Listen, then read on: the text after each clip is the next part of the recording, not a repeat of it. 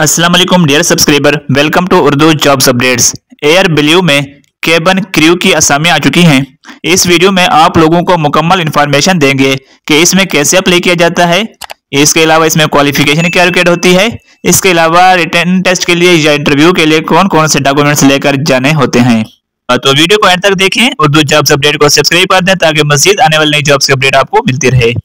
Dear subscriber, air Blue में cabin crew की असामी आ चुकी हैं, जिसमें पोजीशन बेस्ड लाहौर की है।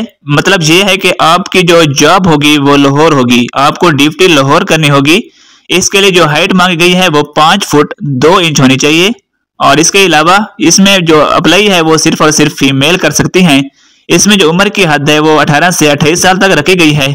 इसके लिए जो क्वालिफिकेशन है, अगर आप लोगों ने इंटरमीडिएट 60% से पास की हुई है तो आप इसमें इजीली अप्लाई कर सकते हैं। इसमें आप लोगों का रिटन टेस्ट नहीं होगा, सिर्फ और सिर्फ इंटरव्यू होगा। इंटरव्यू जो है वो Ramada by Abdali road, Bukhari colony, Multan में होगा। और जो इंटरव्यू की डेट है वो 16 जनवरी 2024 को सुबह 9 से लेकर शाम 4 बजे तक इंटरव्यू होगा।